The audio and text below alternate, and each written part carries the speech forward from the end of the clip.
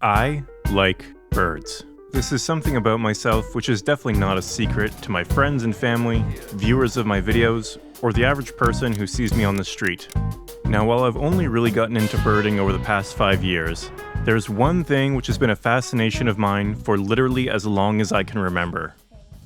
Dinosaurs.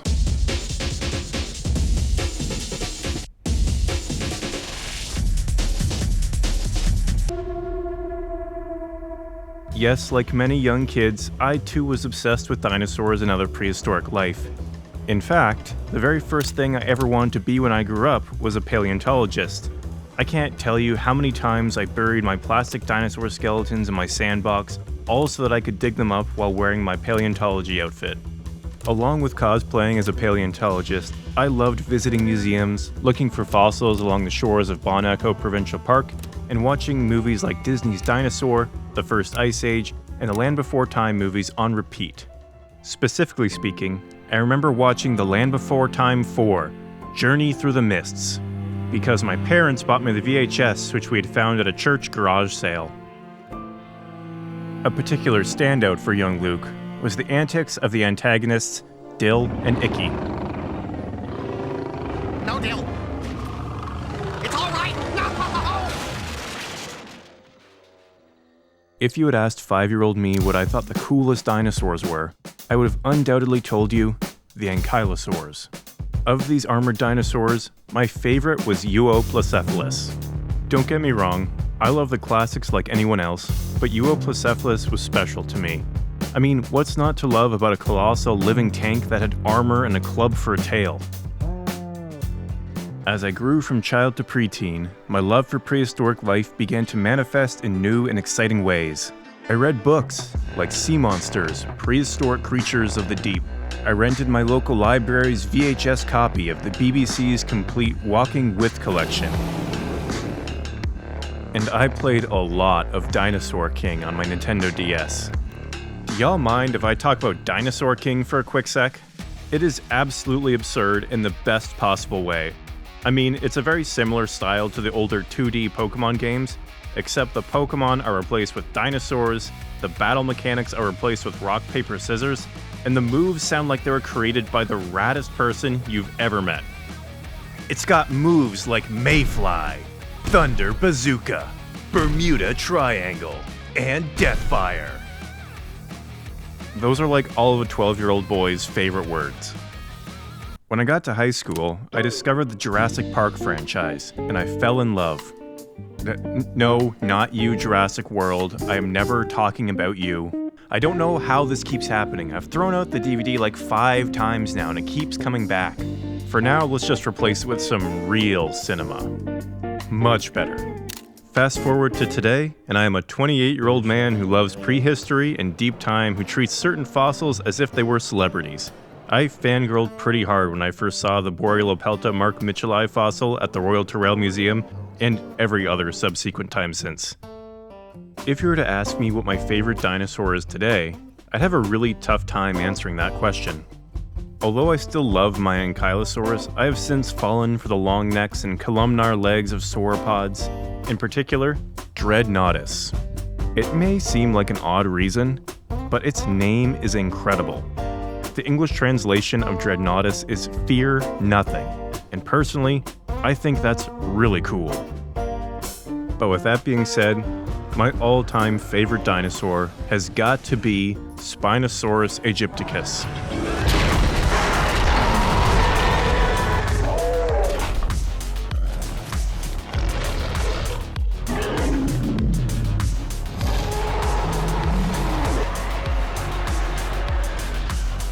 Need I say more? Because of my love for prehistory, I'm sure you can imagine the excitement I felt when I was talking to one of my coworkers last summer, and they told me that there was a place where I could see fossilized dinosaur tracks only 5 hours away. The place in question is Tumbler Ridge, British Columbia. As soon as I learned about this place, I booked a campsite, and then a week later I was on my way to Tumbler Ridge. After getting to my site late Friday evening, I woke up the next day bright and early and headed into town to grab some breakfast. I then decided to do a little early morning birding before I headed out to check out the trackway. After walking a short way, I came across a large family of common goldeneye. Foraging along the edge of the water was a male common yellowthroat and a Lincoln sparrow.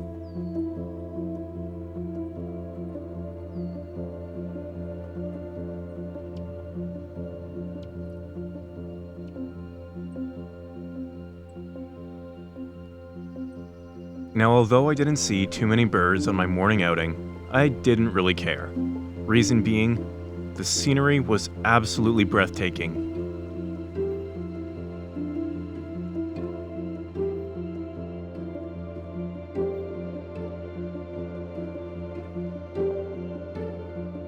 After a beautiful morning of hiking and birding, I headed back to my campsite to refill my water bottle.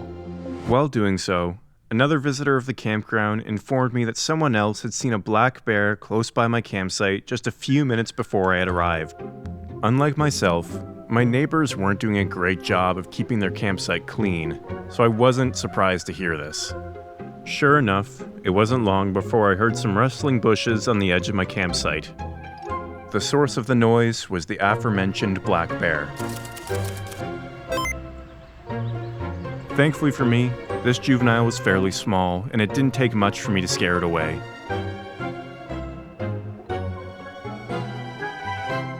After my brief bear encounter, I made my way towards the trailhead, which would lead me to the trackways. As I walked along the trail, I found myself brimming with excitement. Unlike birds, these trackways were guaranteed to be there. But speaking of birds, on my way out to the site, I got my lifer black-backed woodpecker, a bird which has been high up on my want-to-see list for years now. And although I was unable to record any media of this bird, it was still a welcome surprise. After 45 minutes of hiking, I came to a break in the forest which opened up onto the Wolverine River.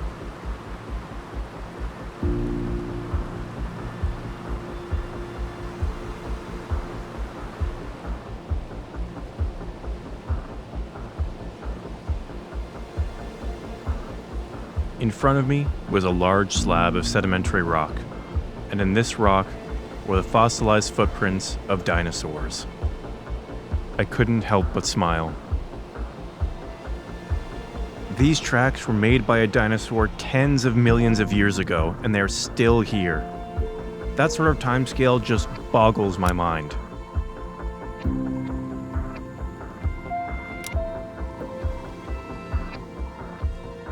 Now, aside from this morning being incredibly cool because I got to examine fossilized dinosaur tracks in the field, this experience was important to me for an entirely different reason. Let me explain. When I was a kid, my three main interests were animals, Pokemon, and the great outdoors. Interests which were shared by the majority of my friends. In 5th grade, I still liked all of those things, but unfortunately, most of my classmates had become interested in more grown-up things, and as a result, the list of friends I had, which I had things in common with, began to shrink, which made me feel lonely. I distinctly remember that during the summer between grade 5 and 6, not a single person called me to hang out. Now obviously worse things have happened to people, but to 11-year-old me, this fact was devastating. As I navigated my way through grades 6 and 7, my friend list remained fairly short, but some growth had occurred, and aside from being interested in animals, I kept my other interests hidden. Around the tail end of grade 6, I had started to play the guitar. Before this, I played the violin, but I ended up switching once I saw a video of Eddie Van Halen. I can't imagine why. In grade 7, I took a huge step outside of my comfort zone by signing up to play my school's talent show, all by myself. My song selection? Slither by Velvet Revolver. Why, you might ask? Slash was my musical hero.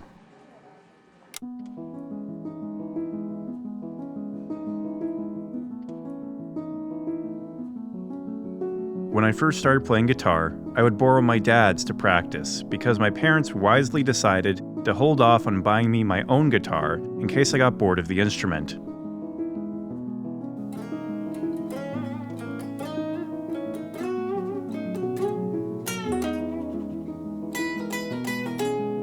After a year of sticking with it, my parents said that they would buy me a used guitar for my birthday. My choice was a Tobacco Burst Les Paul, a choice made because that was the guitar that Slash played, and I wanted to be just like him. So much so that I even dressed up as him for Halloween one year.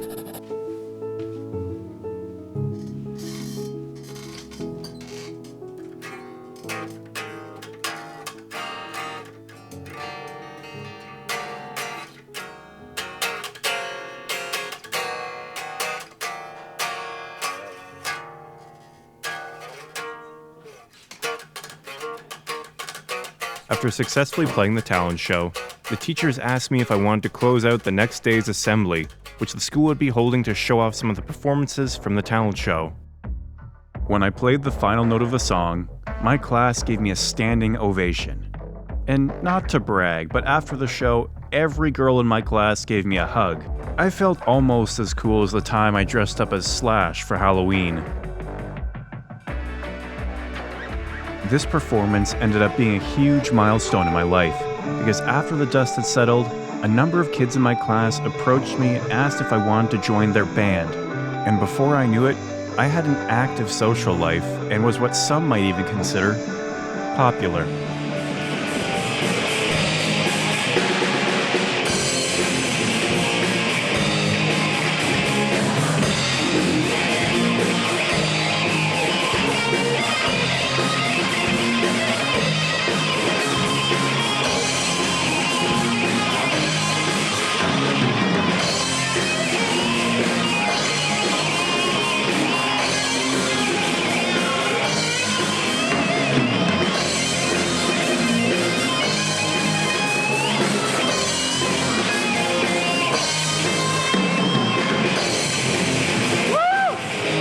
By high school, I was listening to and playing metal music, a change in preference which I felt distanced me from my peers.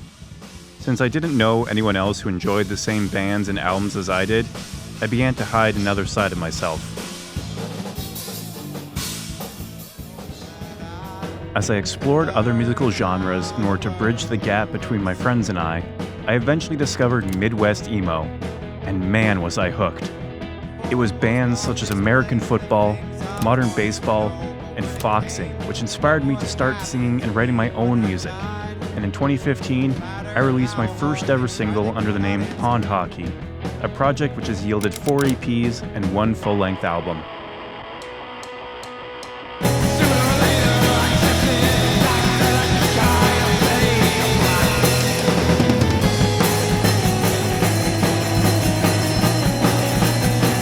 All of Pond Hockey's recordings, I have been the sole musician, with the only exception being a basement show at a friend's party in 2016. It was there that one of my favorite moments I've ever shared with my best friend was recorded.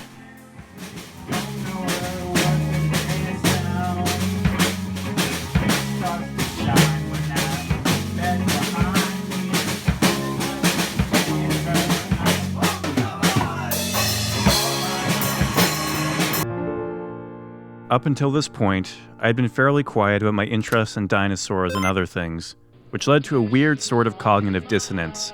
I wanted to fit in, but I also wanted to be myself, and based on how often I was made fun of for my music tastes and interest in the natural world, I felt like there was no way that I could balance both. That is until I started hanging out with an entirely different group of people. People who accepted my interests without judgment. People who have always been there for me when I needed them, and people who I still consider to be the greatest friends I have ever known. This acceptance only grew when I got to university. Maybe it was the fact that I was placed in an academic cluster in my residence, so I was immediately surrounded by people who love nature and conservation, but what I realized after only being in university for a couple of weeks is that the world in middle school and high school is so small. Which is why I think it's so easy for kids to think that there's no one else like them. It's definitely what I thought at the time, and since then has been proven wrong to me over and over again. Think of this video as a permission slip to enjoy the things you love and let your passion be known to the world. This is the only way you'll find your people. And if you feel like you have no one in your corner or no one to talk to about your niche interest, hello, my name is Luke. I make videos about birds and I live in your corner. So if there's something you're particularly excited about right now, let me know in the comments. From my point of view, there is nothing more awesome than hearing people speak passionately about something they love. In essence, my trip to Tumbler Ridge was a love letter to my younger self. At 28 years old, I still love the same things I did when I was 12. As hard as some may have tried, no one could convince me that the things that I like aren't cool.